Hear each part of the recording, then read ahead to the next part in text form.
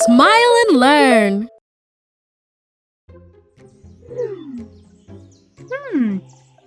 I feel like we've been here before, Smiley. I'm sure we saw this tree earlier. Impossible! I'm following this map perfectly.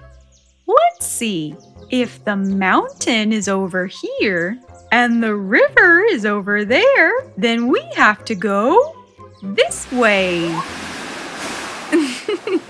We can't go that way unless you learned to fly and didn't tell me. I have an idea. We can use the strategies of real explorers to find our way. Let's take a look at them. Cardinal directions. Before we discover ways to orient ourselves, first we must learn the cardinal directions.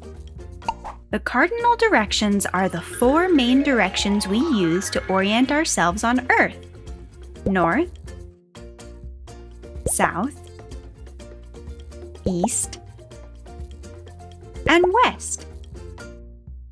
Did you know that orient means east and occident means west? North points toward the planet's north pole, south toward the opposite side, east is where the sun rises, and west is where it sets.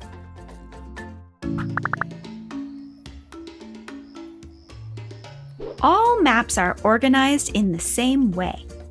The compass rose always serves as a reminder of the cardinal directions on maps.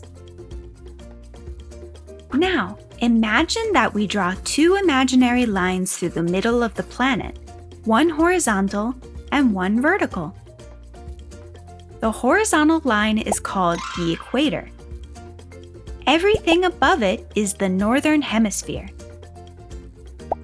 and everything below it is the southern hemisphere. The vertical line is the Greenwich meridian. To its left is the west, and to its right is the east.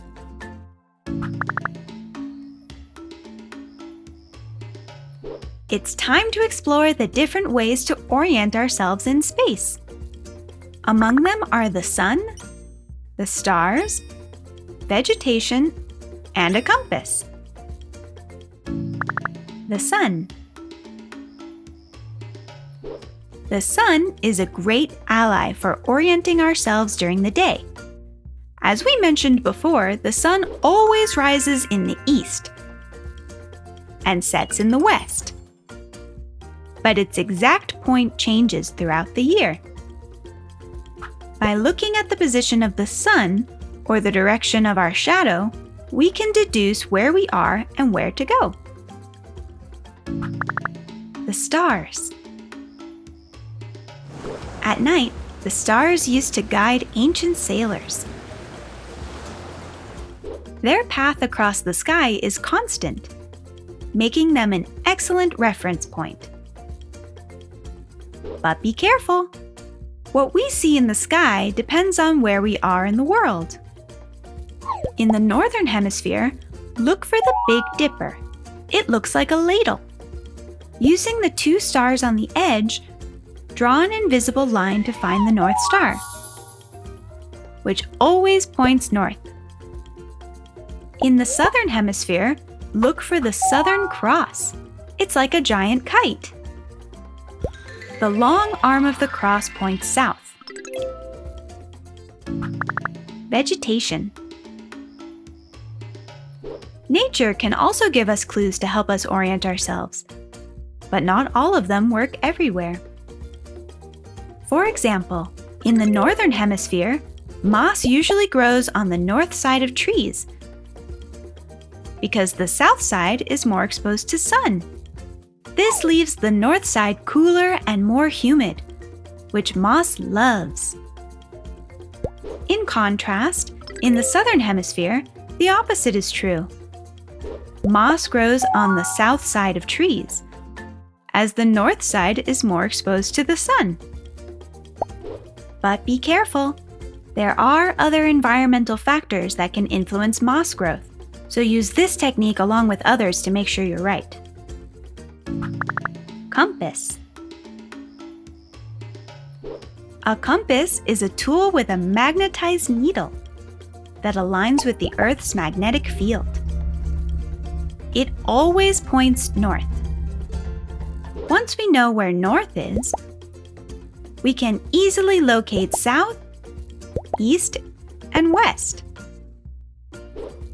It's the most accurate and fastest method that professional explorers use.